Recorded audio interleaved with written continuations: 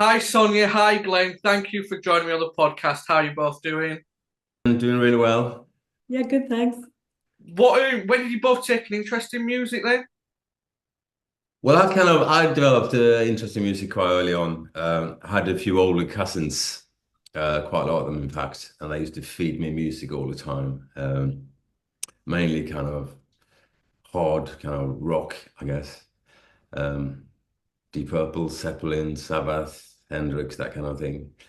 So I was kind of fed that when I was growing up. So I got a taste for it. How about you, Sonya? I have a bit more of an eclectic background, I suppose. I didn't have access to that much popular culture. Quite a quite a strict upbringing, and so I used to sneak, listen to the radio when I should have been doing homework, and got to listen to music that way. Well, you were often got compared to like Blondie and Morrissey and the Smiths. Was that where did that influence come from? Well, I suppose it's a bit of a lazy comparison journalists tend to make, and then when one person reads an interview someone else has done, then they copy the comparison, and then it becomes a thing. I think to a certain extent, you are influenced by other people, but at the same time, you could compare us to another myriad of acts, and it would be just as viable. So, you know, yeah, that answers it for me. Is it true you both first met in a pub? Yes. Well, it was kind of a club, really. I came over to England, London, with some Swedish friends who were in the band, and we had a show at the Rock Garden in Covent Garden. And Sonia was in the audience, and afterwards, she kind of threw a fag packet with a phone number on. So, yeah, that's how we met. When did you both know that you wanted to be in a band? I didn't really want to be in a band, but when I met Glenn, he was in a Swedish band, so quite different upbringing. He played since he was a nipper, and had travelled around Europe and was really capable, doing it. And whereas it was all brand new for me, and I really wanted to be a writer, and I think just for fun, I kind of said to him, let's have a go around writing a couple of songs or whatever and see what happens. And it just worked. So. I was really surprised how easily she took to it, or naturally she took to the whole thing. Even when the first few gigs we did, she was just like a natural from day one, and I was really impressed by that. Actually, Okay. didn't expect that. Pay him later for that comment. Did you know you could sing at that point then? Have you ever sang before? Um, The bedroom. Not really. No, I've never been in a band, but yeah, I sang while I was doing the Hoover. It was just whatever. Still does. Yeah. Um, Not really. Just maybe little bits and bobs, but not Well, you really. mentioned the early gigs there. What were they like, them first few gigs when you were starting out? Oh, it was hilarious. I think we did a couple of shows. We did one in Essex with the didgeridoo player, who ended up being one of our best mates and travelled with us. And he was kind of unofficial member of the band, and he played didgeridoo. So it's like, why not? Our first single has him playing didgeridoo on it. Um, no one came to that gig. Not even one person. Upstairs, there was a barbecue going on. It was all Essex, lots of drinking, lots of and we were downstairs. We thought, oh well, we might as well just carry on and use it as a rehearsal. And then literally, I'd say 5 shows later, we played a gig in London, and every single A&R man was there. I say men because they tended to be A&R men in those days. And you couldn't get in. I couldn't even get in. I had to like fight to get myself into the club. So it kind of happened for us really quickly. How did that happen? Like, how come there was loads of A&R men there? Was it like word of mouth that there's this new upcoming band? Yeah, and nowadays it's about social media. In those days, it was about the buzz. And if the right journalists and the right press people and the right music scouts, because every label had scouts, which tended to be students or younger people who would go out, watch gigs and say, take a look at that, what something's there, and it was that kind of vibe. So it's very different now, obviously, but in those days it was London and word of mouth. So yeah. When did you both start writing together then? Quite shortly after we met, I think. Yeah, almost straight away, I think. We had a little four truck Tascam home recording thing. And we basically did our first EP, wrote our first EP on that one, as a demos, obviously. So yeah, we started to write together pretty soon after we met, actually. Was the chemistry there straight away? Absolutely. No, I hated it. I just thought he'll do. No, So that was absolutely. And again, I was really impressed by Sonya's ability to write as well. Her words were great, I thought, and so yeah, I was mildly impressed.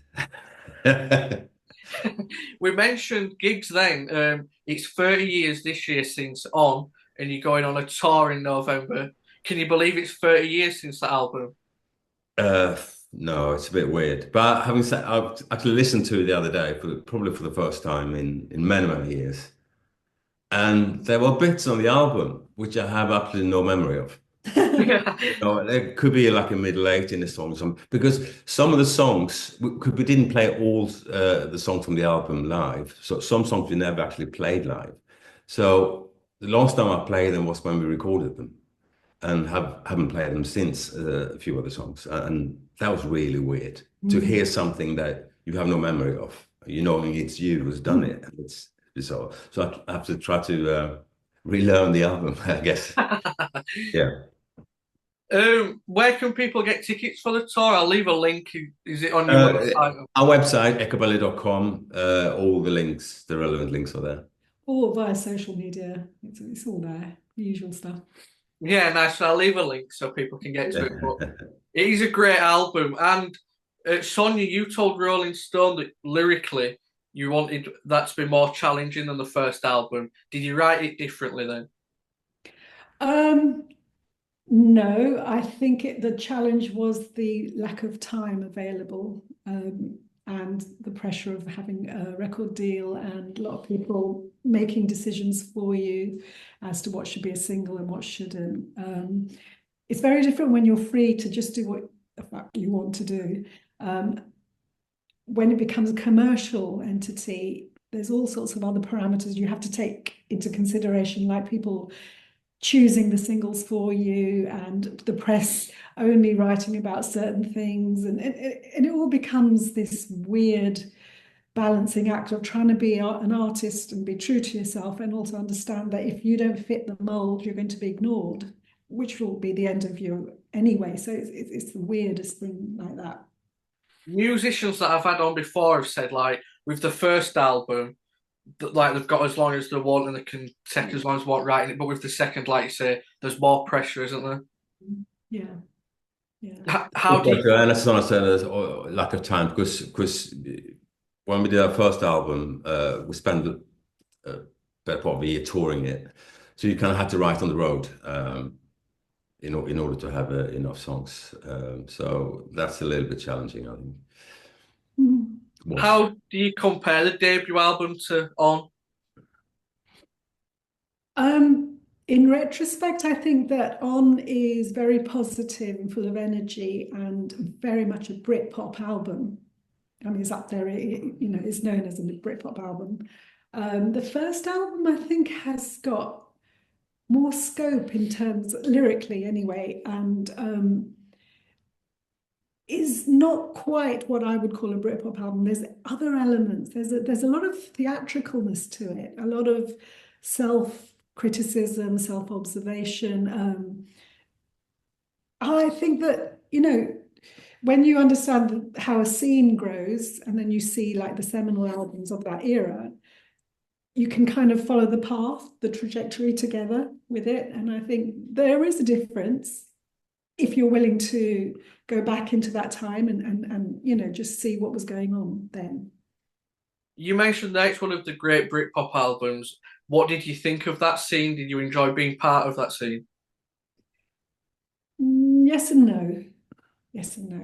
It was extremely narcissistic and very much like, you know, when you're at school and you've got a group of people who are like the cool kids and you just don't quite fit the mold because Yeah.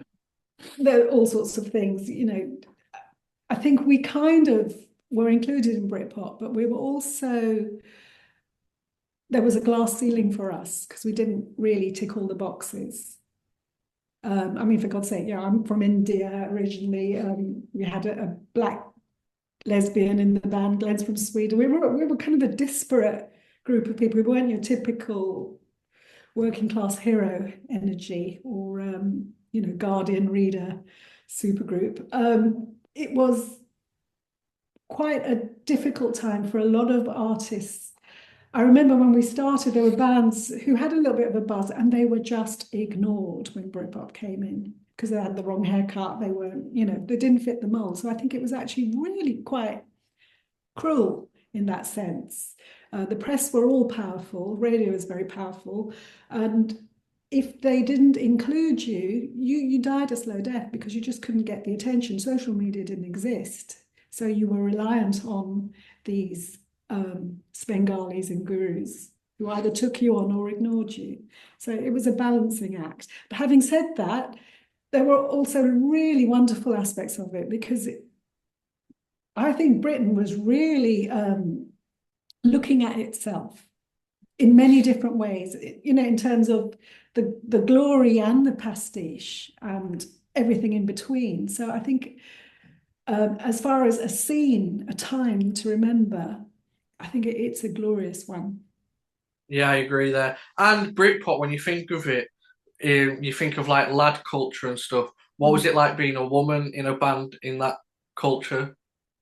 Well, I found that the other bands were actually brilliant. Um, between you and me and your audience, I thought it was the women who were quite nasty to each other. I don't know if that was encouraged, and now it's so terribly trendy to talk about women and is an expected level of sisterhood. But in my personal experience, I didn't find that. And I thought, I don't know if it was encouraged by the media, like, you know, the Oasis Blur fight was encouraged because it sold copies. And then they got caught up in it, obviously. But I think that it wasn't that easy being a woman. And at the same time, the difficulty didn't come from what you expected or where you expected, as in the bands. The bands were brilliant. You know, Oasis Blur, we all went on tour together. We had a great time, really decent people. Yeah, so it was a mixed bag. How about you, Glenn? How do you look back at the Britpop era? Pretty much the same as what Sonya said. It could be a tough time for a lot of bands, but it was a great time.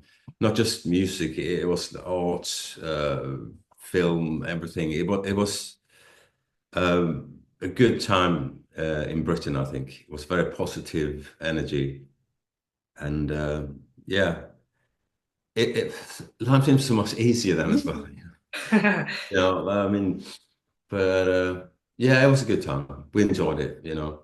I'm glad I went through it. Yeah. What was it like when On went to number 4 in the charts and all your singles are charting and it's like the peak of the band? What was it like within the band at that time? Terrible. Wish it went to number one. Didn't go to number one, so we were hugely disappointed. No, we weren't. We weren't. We were chuffed. We were chuffed because we didn't kind of expect that. So that was great. You know, you kind of felt legitimate. But I remember the first time I actually heard Echobelly played anyway. It was when we released the first EP, Bellyache. I was walking past Virgin Megastores in Oxford Street and heard it blaring out. I thought, fucking hell, this is us, you know. And that was really exciting. I went into the shop to buy one, and the woman behind the counter said, "Oh, this is such a great EP." Oh, excellent. Thank you. I mean, it was first time, the same time I hear it on the radio for the first time. It really kind of hits home then, you know. She What is didn't know that who like? he was. She just thought this lunatic saying thank you for.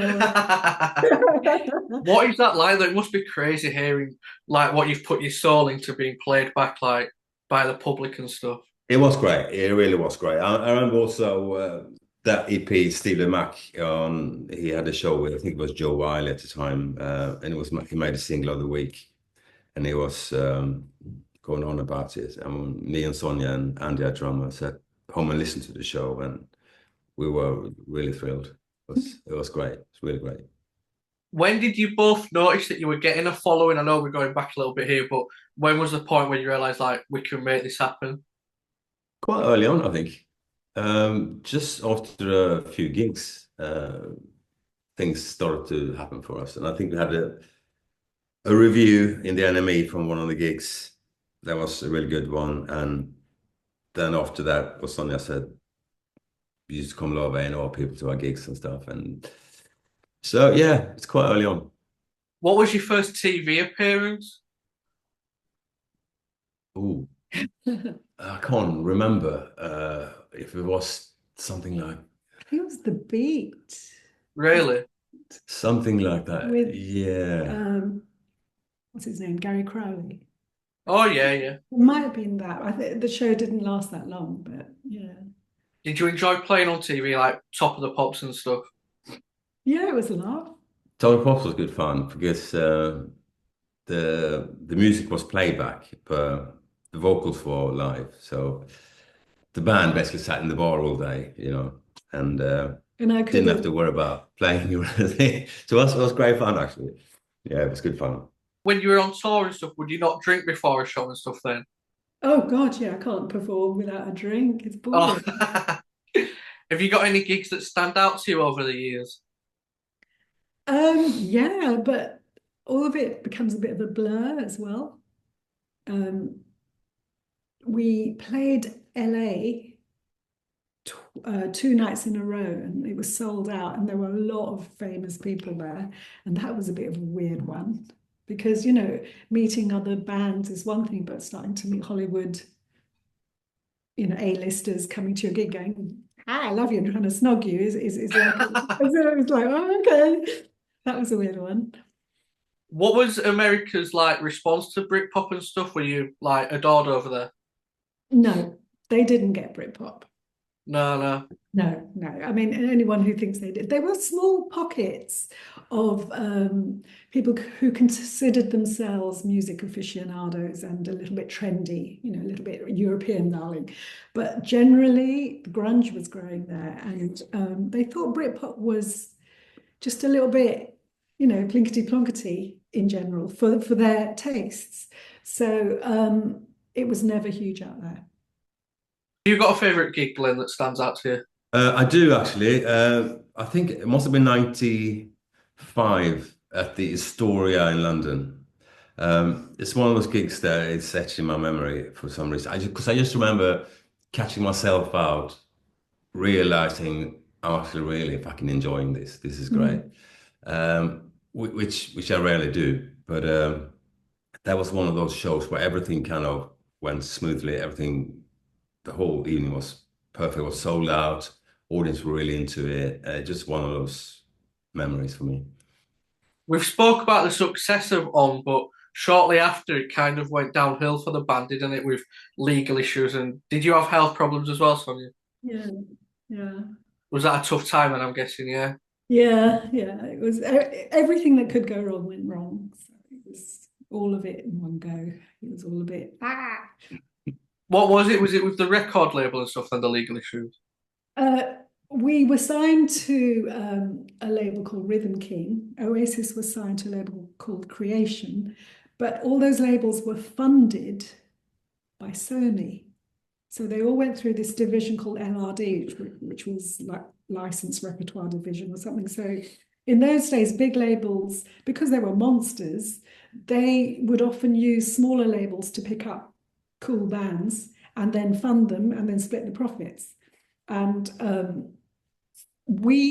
the head of Sony, who's now the head of Sony worldwide, was a huge Echobelly fan, and he wanted us to go onto Sony properly. But the head of Rhythm King wanted to take us to some other label, Warner's or something. He wanted to move his whole catalogue there, and we were, one of their star bands at the time. So for a year, there was all this legal fight between them, and we got caught up in it. And in the meantime, Britpop literally fell off the cliff. So by the time we did come back, it didn't stand a hope in hell. Everything had moved on.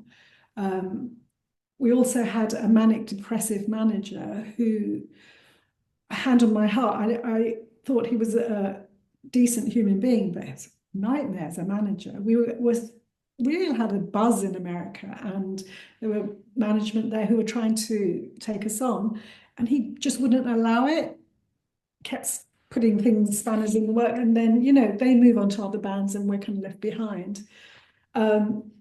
We had to let him go, and he ended up suing us and getting legal aid to do so. The big law firm used to train their up-and-coming lawyers on legal aid. So they basically just kept throwing money at it. So we were stuck in this legal fight that was funded on his side, not on our side. So we had to learn how to like answer 48 legal questions by ourselves. We didn't have a clue. We were going to the Royal Courts of Justice to have an appointment with a master. I mean, this is how archaic the legal system is here. You could make an appointment with a master of legal whatever, and sit down and say, look, we're out of our depth here. We're musicians, and we've got 48 questions by a big London law firm, basically, blah, blah, blah, blah. What do we do? So the whole thing was just horrible. And then the guy I told you about earlier, who was the unofficial member of Echobelly, he hanged himself because he couldn't get off heroin. And I got very, very sick and nearly died because I had a thyroid problem, which meant I was losing weight so quickly. I was just skin and bones. So it was everything. I mean, it was rock and roll in every form of negativity. So yeah. It sounds mental, but it must be shit when stuff like that happens, when you just want to do it for the music. They've got all these legal things in the background. Yeah. Yeah, there's so much baggage to the whole thing. You think it's all about just writing songs and going on touring, but there's a lot more to it that you have to deal with, When it did finally all sort itself out, could you feel the sense that Britpop had ended then, like you said before? Yeah, it was over. Yeah. And everything that was associated with it had to go and hide in a cave for a while and reboot, because you just couldn't get arrested. So there is a dead period where everybody disappears. Most of them go off and have children or whatever, or then get divorced and have more children, but if you still want to make music, that's a really horrible place, because you just, no one's even answering your calls. So it's impossible.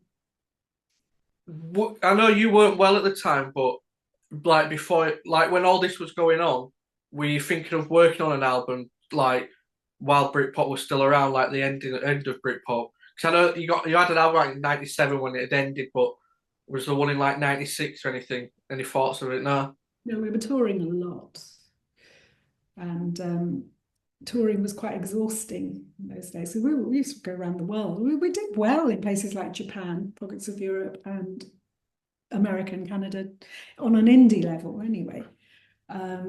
But it was relentless touring for a while. Is it true, we mentioned record labels there, that Madonna wanted to sign you between the first two albums? Yes. But again, it was impossible because we were already signed and off plan to go to Sony as well. So yeah, but it was. What's it like though? Like you said before, you've got these A-list celebrities and big stars that are fans of the band. That must be crazy too. Yes and no. It depends. Not wanting to sound big-headed, but at the same time, you just take it in your stride after a while. They're just human beings. It's not like it's wonderful, but at the same time, you should never meet your heroes, put it that way, because they are just human beings, and it's best to have the fantasy of people sometimes. Why have you had a hero like let you down before? No, no, I just think generally too much is put upon people just because they're famous. That fame is not its own merit, the way I think personally. The whole thing with social media and stuff, this desperation to be somebody because you might feel hollow inside or something, is not the way. It leads to more depression because, okay, let me tell you a rock and roll story. I don't know if I'm allowed to do this, but you can edit it out if it's too much for your audience. But there's this groupie story in the 70s of this woman who really wanted to sleep with Mick Jagger. And first of all, she couldn't get in, so she started with the crew, slept with one of them, great, not Mick Jagger. Then she slept with the tour manager, great, not Mick Jagger. Then she met Keith Richards, slept with him, no, great, not Mick Jagger. Then she slept with Mick Jagger, and it wasn't Mick Jagger. So what I'm telling you is those sort of things about, hero worshipping people who you've put on a pedestal isn't necessarily the way to go. It's about yourself, your own journey. And I think ultimately that's the road to happiness. And this is getting way too heavy and whatever, but I'm just telling you, that's why I was never that impressed meeting people who were famous, because my heroes come from a different genre, perhaps. But it was strange because I remember meeting, when I meet people that you kind of looked up to, like David Bowie, for instance, and they were standing talking to him, and you're not that bothered, Like it's another human, it feels like. Well, you kind of wrapped up in your own thing, and there was countless of people I saw and met on the road, and I really wish I had taken more time to talk to. But the truth was that you just couldn't be asked. You weren't that bothered because you were kind of doing well yourself, and you thought a lot of yourself, blah blah blah. So there are some regrets in that sense, but yeah. Have you two had any fan experiences that stick out to you, good or bad? Yeah. Had a few freaky ones. Really? It was all right in the end. Yeah. What, like stalkers or something? Kind of, yeah. There was one in the dressing room. Yeah. You have some. Yeah, apparently our tour manager, this guy, I don't know how he got into our dressing room. I was meant to do an interview with the NME, and it was backstage somewhere, and the tour manager, this guy turned up, and the tour manager, all right, gave him an access all areas pass, thinking he was a journalist, didn't check. So I'm sitting there, and this guy comes in, I'm on my own, and he just sits down and starts mumbling, and I'm, talking back to him. And then I said, well, don't you want to start the interview? And then all hell broke loose. I got a bit, and then I thought, oh God, this is not a journalist. So I kind of stood up, and at the same time, the tour manager came in, and he started screaming, oh, I just want to talk to her. I just want to talk to her. And then it was like escorted out, and I just thought, okay, little things like that. Jesus. Yeah, I don't remember this. Also, we were in, I think it was Portland, Oregon. It was freezing, lots of snow one evening. It was so cold. And this guy turns up in a t-shirt. He's been walking for miles and miles, didn't have any money to try to get in to see the show, And poor guy was almost frozen to death. So we took him in. I think I got warmed up and stuff, but I actually had to hug him for about 20 minutes to pass on some body heat and say, go there. He was just in a t-shirt in the snow, and he walked like 12 miles or something. Just Crazy. Yeah, that is crazy. Speaking of America, Insomniac from your first album featured on Dumb and Dumber. Did that bring in a new audience? That was a weird one. Yeah. That was a really weird one though, because we were approached. Our management were approached by the production company for the film. They wanted to use, great things. Oh, Insomniac. Sorry, yeah. Was it Insomniac? But yeah, Insomniac. But I thought it was a really odd scene to put the song in. Actually, it didn't go at all. I thought it was I can't remember which scene were it? I can't remember which scene. They arrive at the diner. They're on their way to Aspen or whatever, but on their road trip, and they stop off at a diner in the kind of deserty area. When they arrive, the song is played. But it was great to see the film first time and hearing that song. It was really weird, you know. We sat after the film waiting for the credits to go down. After half an hour or something, you know, Insomnia by Madan Johansson, which was great. It is a good film as well. It's brilliant. It's brilliant. I love it. I love it. I love it. It's a keeper. Yeah. I laugh so much you can't breathe sometimes. It's just one of Yeah, it's good. It's good. Have you been featured in any other films or anything like that? Yeah, we have. There was a film not so long, a few years ago. The guy who plays Jay in Between Us. James Buckley. What's about? Yeah, it was about a comedian or something. Oh yeah. They had King of the Curb in there, I think. Oh really? Yeah, for quite a long time. Yeah. I think we had great things on that Catherine the Great Netflix series. Oh yeah. Oh yeah. Just little bits and pieces. Some Netflix stuff, yeah. We've been on to, yeah. Is it hard to pick, like, if a film or series comes to you, are you always open to it, or are you sometimes a bit reluctant to give you credit away? Depends what it is, doesn't it? Yeah. Or how much it is.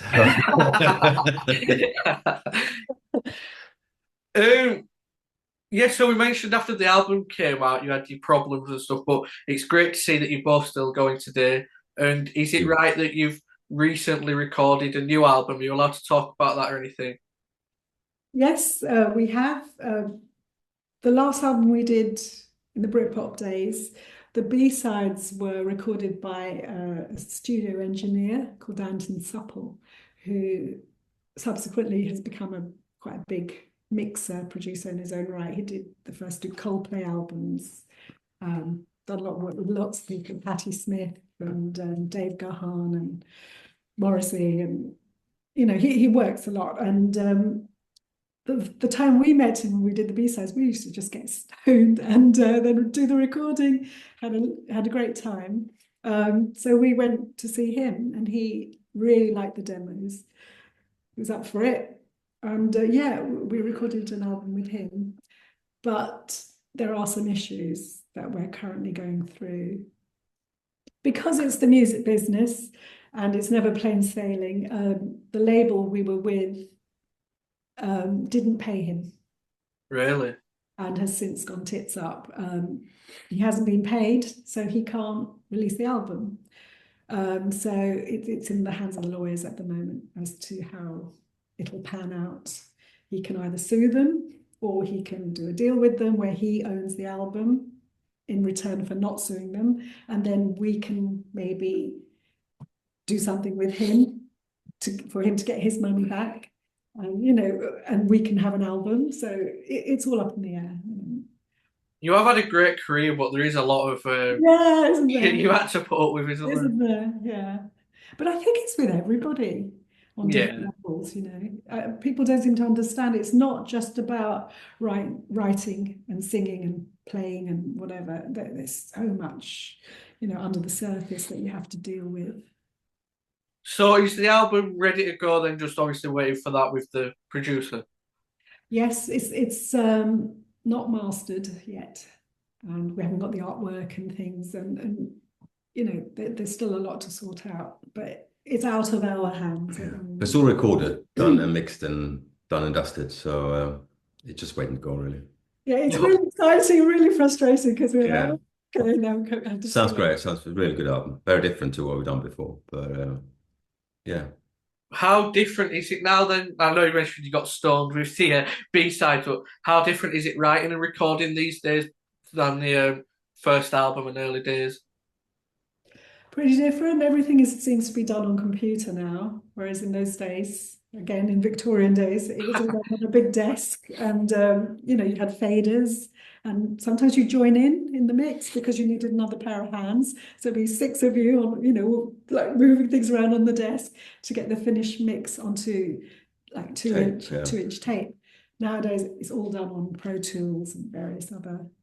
It was more creative, as Donna said in those days, because every mix you did put down on recording tape was a performance in itself, because you had four people around doing various faders, certain things need to come up or down, blah, blah, blah. So that in itself was like a performance, and so every mix was slightly different. So, and also you have to think ahead a little bit more as well. Today, you can just edit shit out of everything. It's really easy, everything is, programmable. But yeah, even if you can't sing, you can press a button and it will give you the perfect voice. If you can't do this, it will give you, it's very, very different. And also, people never used click tracks in those days either, So it was just all kind of free forms. You hear that sometimes before a chorus it speeds up slightly, but in a natural way. But now everything is locked to the grid, with the click. So it's a little bit less life in it, I think. Yeah. So it was fun to record in those days. It really was. I hope we get to hear the new album soon. You've been busy at the start of this year with shows and stuff. What have you got planned for the future? I know we've got the tour in November. Have you got some shows before that or anything? We're just doing a couple of supports with Ocean Colour Scene, and we're doing a day with Richard Ashcroft. So just like one a month. Working on getting this album sorted and getting ready for the tour as well. Having to relearn songs I haven't heard for 30 years as well, so it's very exciting. Does it take you back to that time when you hear On again and you have to relearn these songs? It's weird, it's like asking you to think, what was that girlfriend you were madly in love with when you were 15? And all of a sudden you really have to go back then, all sorts of memories start coming up. So it's kind of weird. I'm sure the shows will be great. Like I said, I'll leave a link in the description. But thank you both for joining me. It's been an honour to speak to you both, and good luck with the shows and the album. And I hope it all works. Thank you. Pleasure to be a part of it. Really nice to talk with you. Thank you. See you in a bit. Thank you. Take care, mate. Bye. Bye. Bye.